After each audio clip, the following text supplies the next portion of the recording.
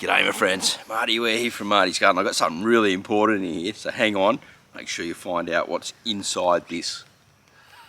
It's pretty cool. Today what I'm going to talk about is the ongoing huge issue with fertilizers and the uprising price and how it's going to affect the globe and you and the economy and everything around the globe. It's a real worry. But first what I want to do is I want to explain why I'm creating these type of videos. And I'm just hanging out with the birds, sun's coming up, and I want to hang out with you guys a bit, and I want to explain why I'm talking about these type of videos in some of my content from time to time. You see, I used to be a surf lifesaver, not surf coach instructor, right? So I worked in the surfing industry and also the agricultural industry, and I also worked in hospitality part-time. And so my main, I'm an agricultural horticulturist, that's the main thing that I do. But from time to time, I would teach surfing. Now, I did live in Thailand for 5 years, and not a lot of you know that. My daughter's half Thai, she was born in Bangkok. And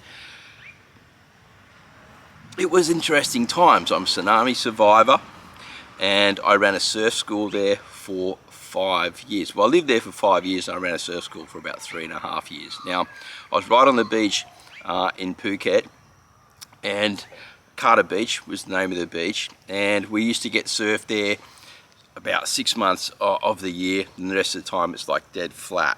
And there's surf lifesavers that work there as well, but absolutely hopeless, had no idea how to save anyone. And so as a surf school and training, I was training people to work for me as surf coaches and things like that. We used to have to do the rescues as well at the same time.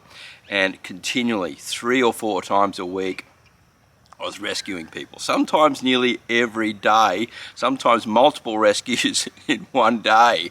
And I just would have hated to have thought how many drownings would have happened if we weren't there at that time. Now, I even saved one of the guys that was supposed to do the rescue there, the surf lifesaver. They just had no idea. They would see something, a problem, they'd just stroll down with their little thing hanging off them, and man, you got to run down there fast, and save this person.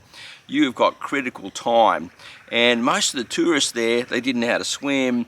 They were from different parts of Asia and Europe. They didn't understand oceans, and they would panic a lot of the time. So a lot of the rescues were very close to the shore, but people would swallow water and then they would drown, like pretty quickly, especially when they'd panic.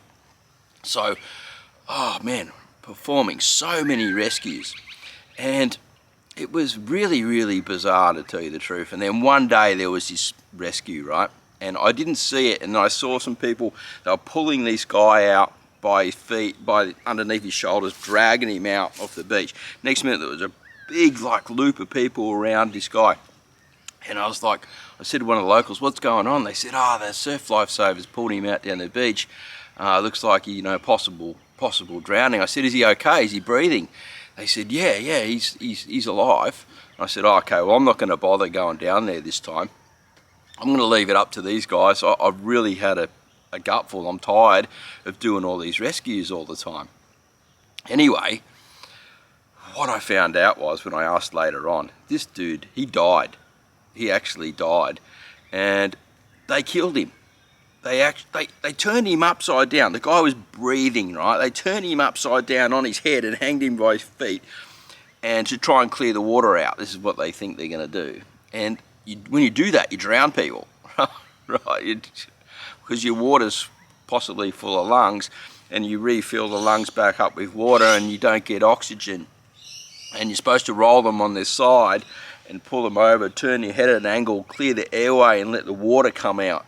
If they're still breathing, then you don't have to perform any other duties after that. So it's, you know what I mean, right? The mouth-to-mouth stuff. Anyway, the dude died, and I felt so bad. I thought, man, if I'd just gone down there and just cleared that way out there, turned the guy on his side and everything, he'd probably still be breathing and alive today for his family and everything, He was about 35 to 40, some long Asian fella. I felt so sad about it.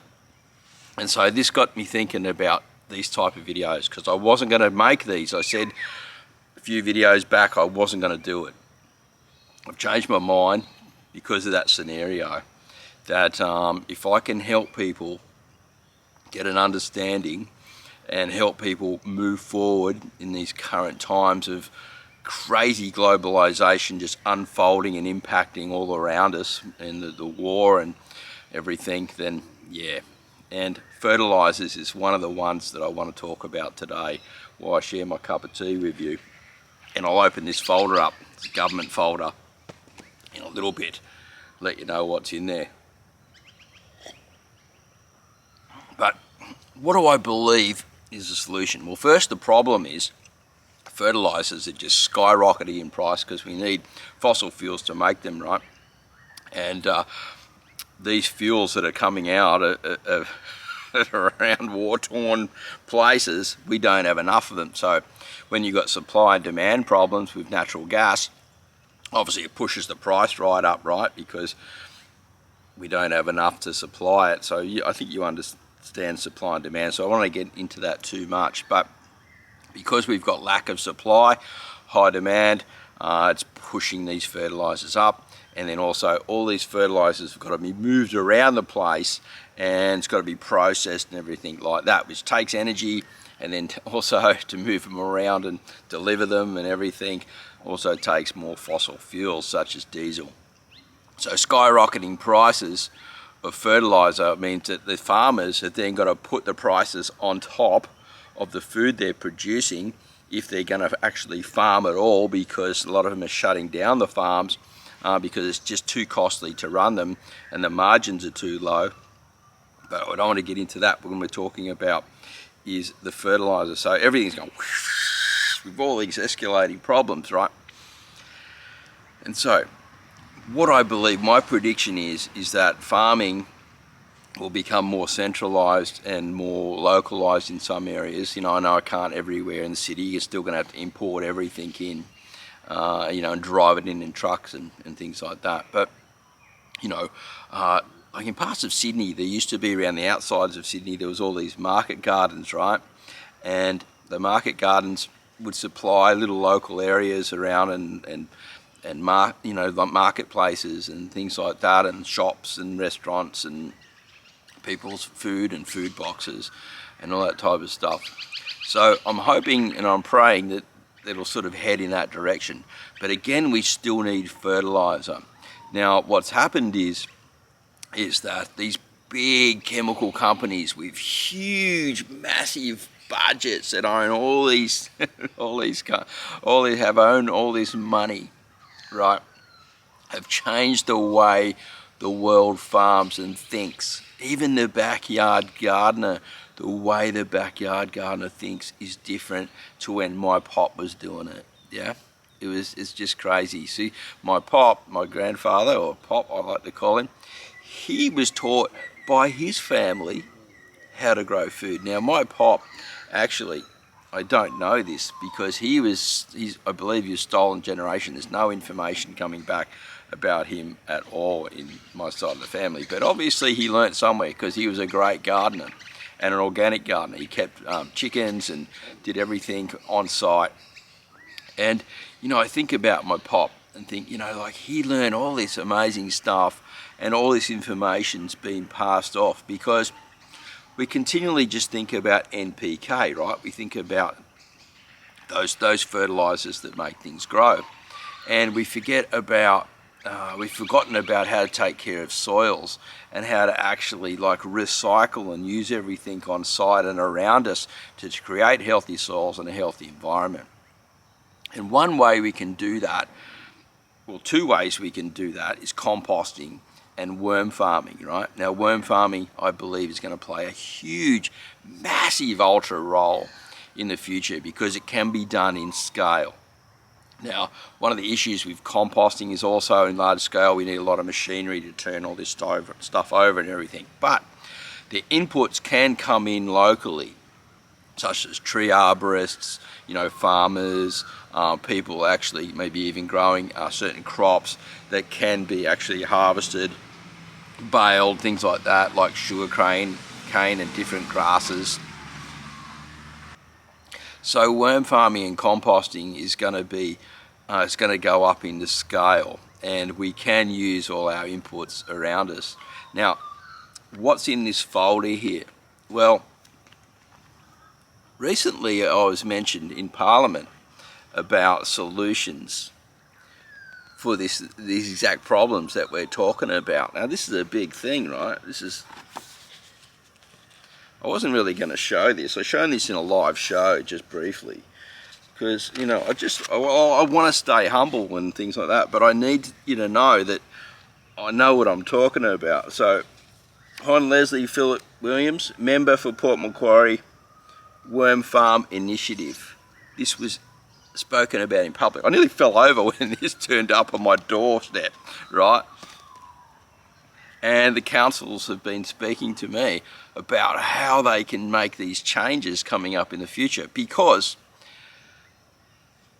everything's going to change, guys.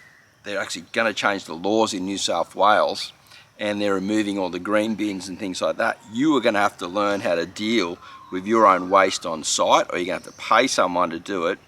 And businesses, local businesses, shops and all that type of thing, cafes, restaurants, they're all going to have to deal with their own waste as well. The councils and the government are going to stop dealing with your waste. And so, all these new companies are going to start out, and all these green companies, they're going to start producing fertilizer. What else can you do with this stuff, right? Other produce composts and fertilizers and things. So it's going to come up in scale. Now, they said this is next 5 to 10 years away, which is a bit of a worry to me, but I think it's going to be accelerated, just like COVID was and things like that, because everything's just going to get so expensive. And so people are going to be looking for other ways to grow their food at home, and the acceleration of growing food at home and stepping back to being more of a homestead, self-sufficient lifestyle is going to accelerate as well. Now, COVID set that off for a while. They went, everyone got into it out of fear, and then got, oh, I don't like this, it's not for me, and all the food come back, and they're like, cool, don't have to do that. But now this is all changing, because they're going to see less food on the table. It's going to be really hitting the pocket hard, and the pocket hard is where it really hurts, right? And so people are going to be going, wow, what do I do to save money? Or if you're in a mortgage, save my home. Now, I'm blessed with this place behind me. I'm not stuck in that big heavy mortgage problem, but I see where it's coming from.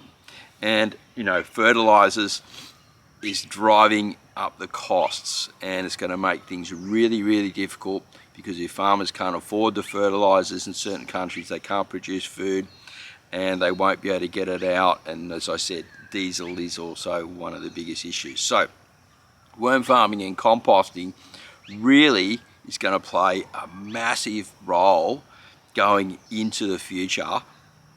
Mozzie around my nose, into the future in a huge way.